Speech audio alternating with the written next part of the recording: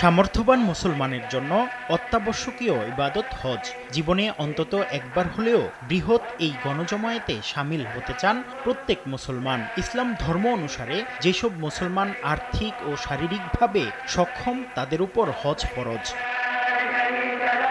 পবিত্র কোরআনেও হজের ফজিলত ও গুরুত্ব সম্পর্কে বহুবার বলা হয়েছে। তবে আল্লাহর দরবারে হজ কবুলের জন্য বেশ কিছু বিধিবিধান মেনে চলতে হয়। প্রথমবারের মতো যারা হজে যান তারা অনেকেই এসব বিধান জানেন না, আর মাত্র কয়েকদিন পরেই শুরু হবে হজের আনুষ্ঠানিকতা। তাই হজে যাওয়ার আগে এই সংক্রান্ত প্রশিক্ষণ খুবই গুরুত্বপূর্ণ একটি বিষয়। হজের প্রস্তুতি গ্রহণের কথা আল্লাহ তাআলা বলেছেন। আল্লাহ বলেছেন ওয়াতাযাওয়াদু ফাইন্না খায়রুজ যাতিত তাকওয়া। তোমরা হজের প্রস্তুতি গ্রহণ করো। একজন হাজি যখন হজের মাসআলা জেনে তিনি হজে যাবেন তখন তার হজটা কমপ্লিট হবে, পরিপূর্ণ হবে।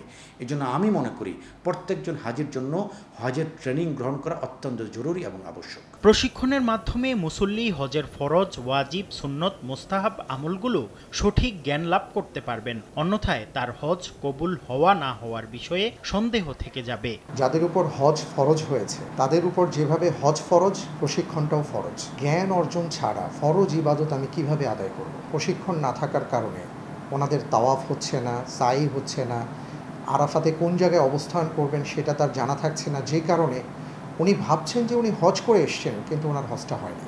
এবছর পবিত্র হজের আনুষ্ঠানিকতা শুরু হবে আরবি জিলহজ মাসের ৮ তারিখ অর্থাৎ জুন মাসের ৪ তারিখে।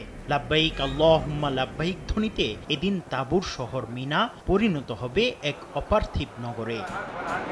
মুফতি আব্দুল্লাহ তামিম, সময় সংবাদ।